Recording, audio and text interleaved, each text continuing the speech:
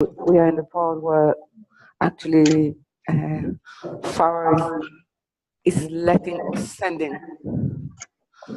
uh, sending the,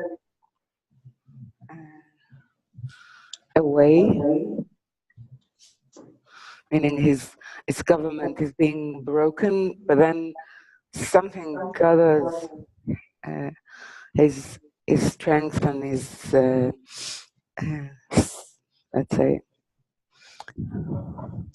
his, his perception of what actually is going to lose.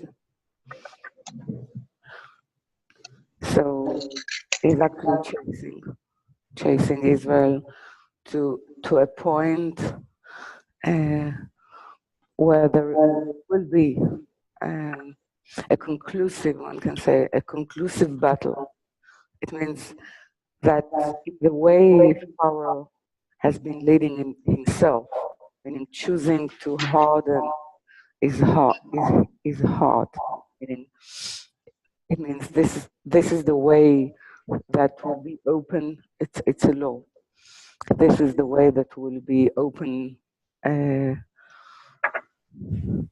him. So in a way, once we've chosen, or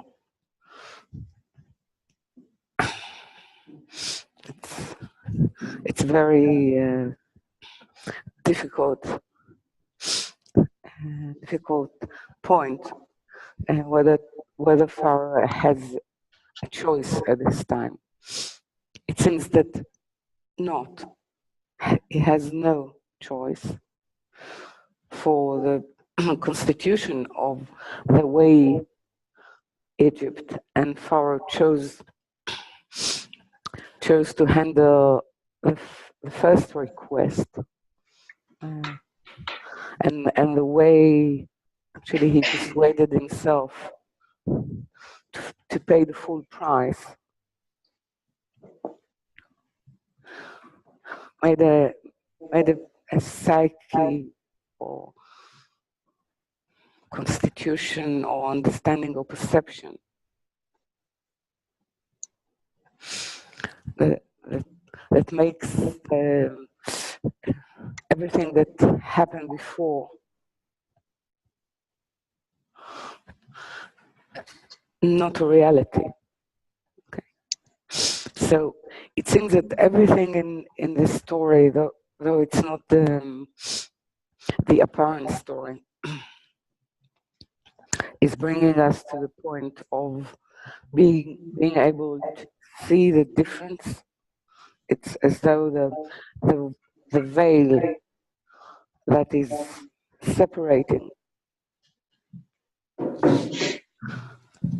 reality from what there is, what truly there is being torn.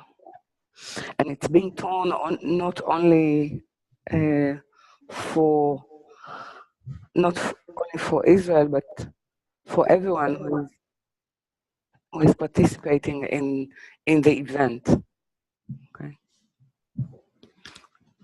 So it needs to be asked what actually made it possible. Not so much for the miracle, but what made it possible for Israel, for that group of spirit, to choose something that looks against reality, but for them was at that moment, one can say that reality is one option of embodiment of what is. So it's truly the difference between that which is temporal, has to do with limitation of time as a preparation, and something that is uniquely to do with an infinite being. Okay. So it's sort of a trait, an inner trait that a certain circumstance, one can say even a pressure, is actually taking us out of a state of even prayer or contemplation or trying to discern, and we act upon something which feels in ourselves to be true, even though it's against all data of what we call reality. Okay. So actually this is the point. This is the point of the coming out, or the parting of the sea. And the parting of the sea, it is to do with a state of being born, a state of birth. Okay.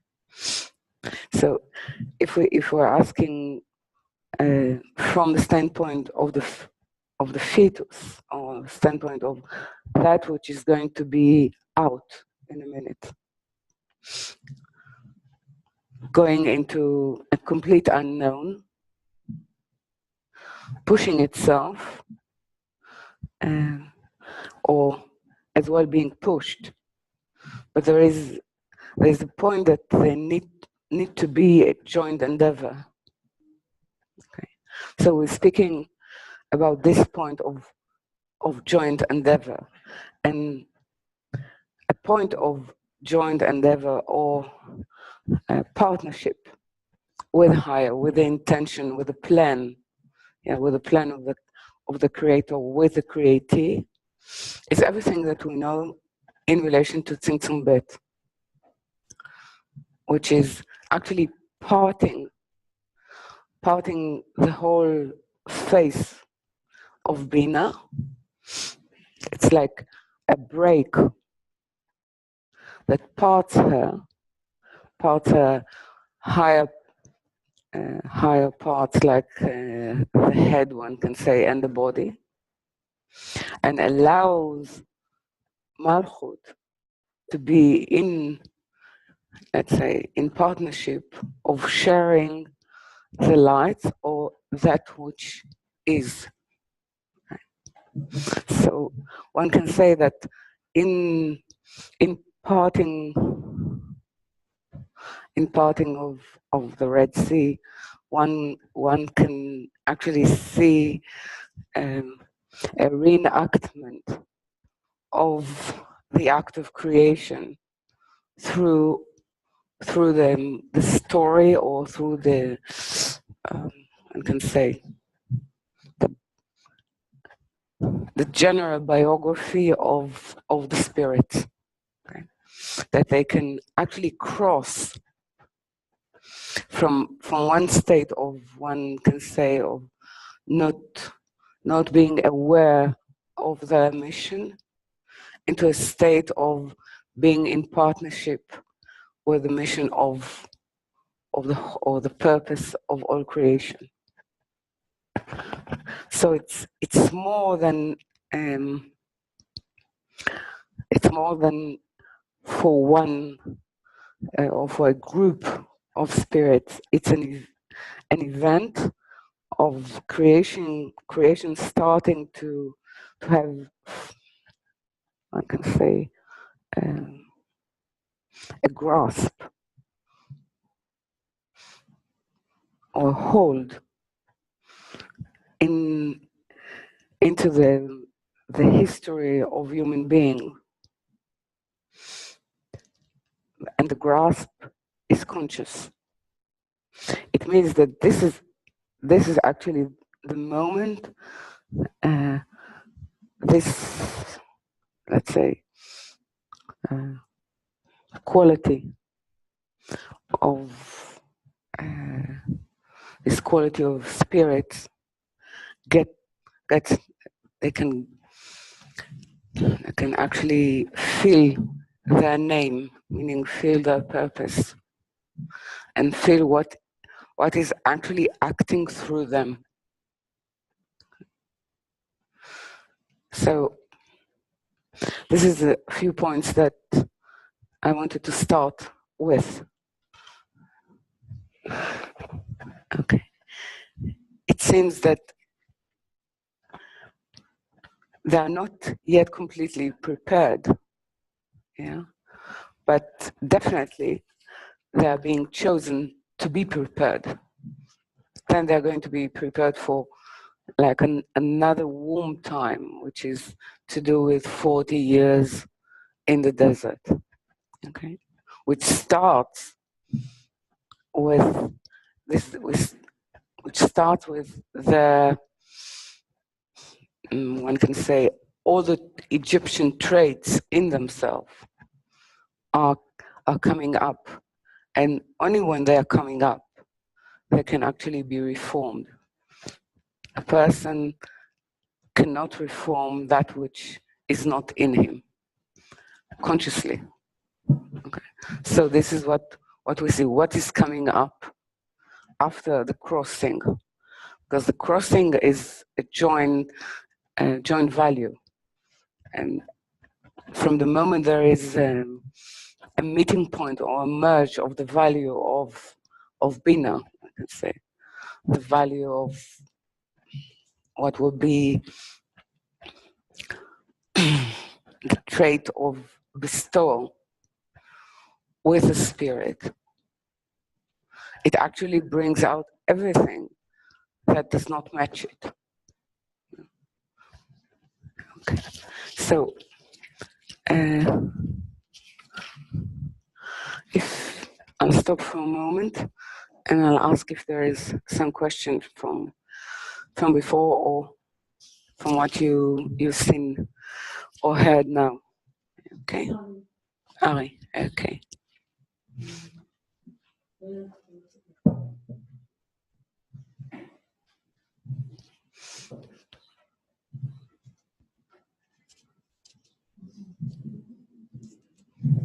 Okay, go ahead, Ari. Okay.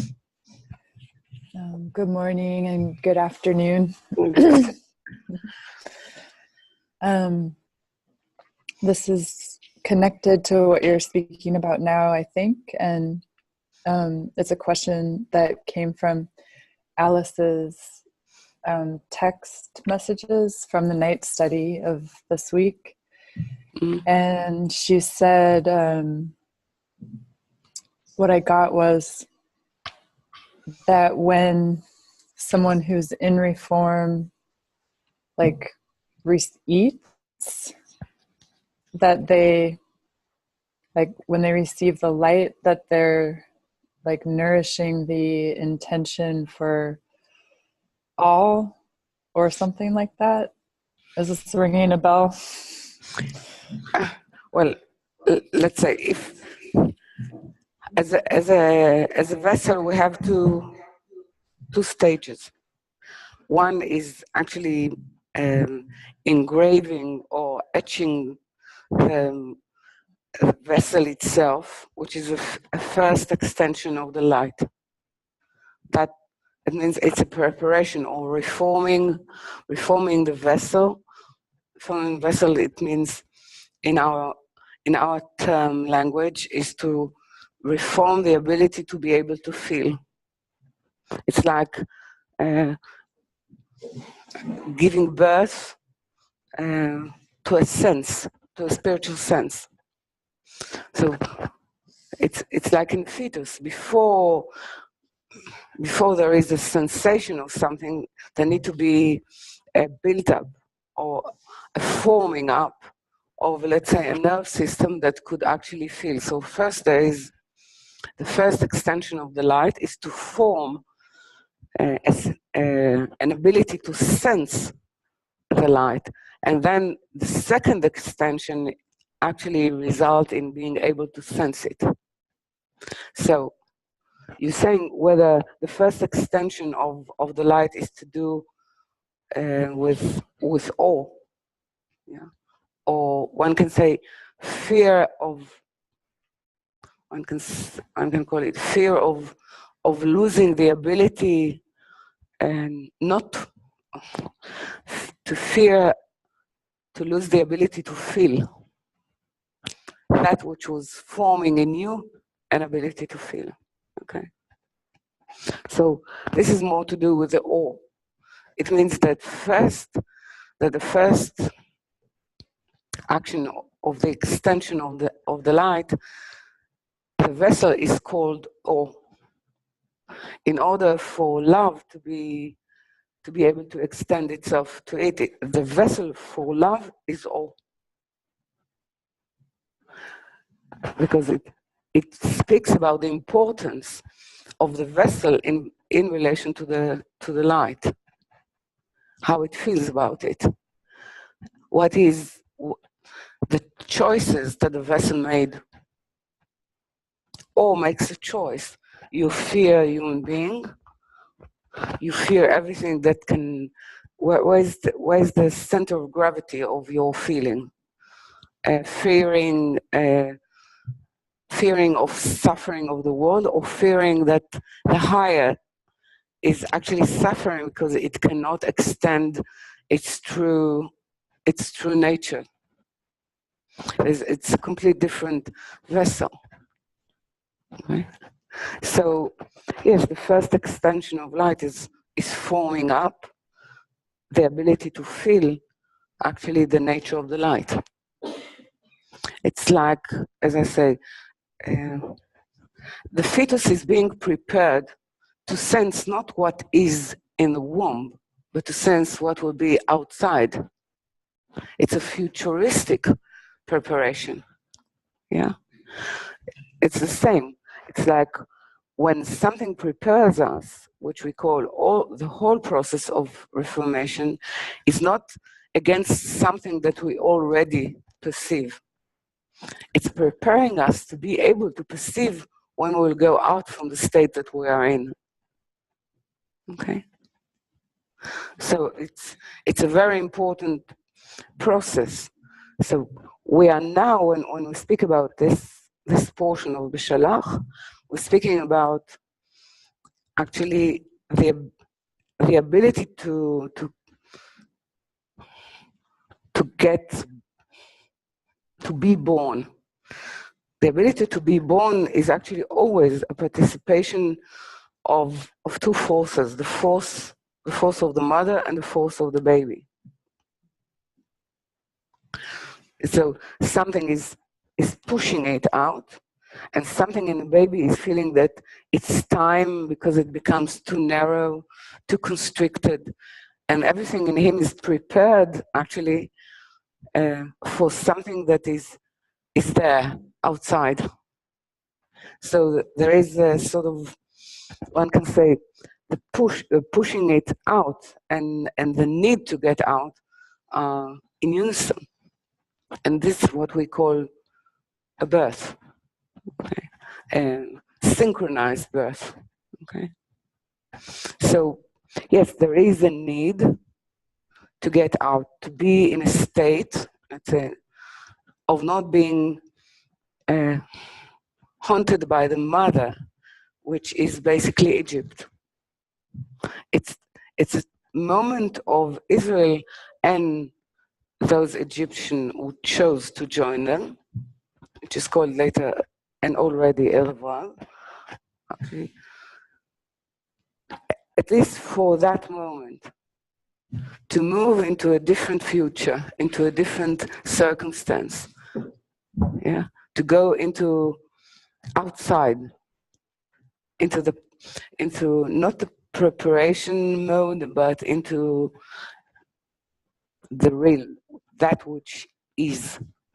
Okay, so in that respect, all the sparks that are still under the dominion and government of Egypt need to be released. So this is part of turning of the heart of Pharaoh and chasing Israel. It's as well to allow, let's say, an event in which all the light that they still hold, which is basically the light of wisdom, could be released from them, and it could be collected by the new form that is being born, which has the name of that which is real. Okay, so it seems that so far we were dealing in a history of human being in a way that everything that they got, or there was an allowance to draw wisdom in such a way which is not a planned way, which is not in cooperation with the interest and purpose of creation, but as the Baal HaSulam is always saying, is to allow the human as a whole, to allow humanity to grow an ego of such dimension that it will be able to start actually reformation. Okay, so this is the reason actually why everyone is actually getting into studying Kabbalah, is coming with a very developed, very Egyptian ego. And the Egyptian ego, the motto of it is the self-made man or the self-made woman that has a sensation which is very much to do with the new age, that they hold and they have a true and innate merit of holding in themselves, deep or not so deep, the light of the spirit. It's theirs as a birthright. Okay? This is a state of an Egyptian. I mean, a self-evaluation, which is very similar to our time. So this is why it is so fresh in terms of so relevant to us. Okay. If we actually, part of us need to cross this abyss, which is sort of the lowest, the end of Sfirot, the end of all levels, and to actually put together in one event, one can say, that water were designed to part itself for the land to be crossed. Okay. So there need to be an agreement, a pre-agreement with nature to actually allow the tear of the screen to see that we will be able to see what actually managed behind the screen, which is the power of becoming. Okay. So this is the power of becoming is what we call the four-letter name, okay, which has all the conjugation of time in it. So it's a meeting point, and this is why sort of the Creator is saying to Moses, while you're shouting or while you're praying, it's time actually to act. You have to move. You have to travel. You have to move away. Where to? Into that which looks to us at that moment, if we don't carry the true sight, which is the eyes of belief, seem to be an impossibility. So actually, this is what we're talking about at that moment. Okay. Okay. Okay.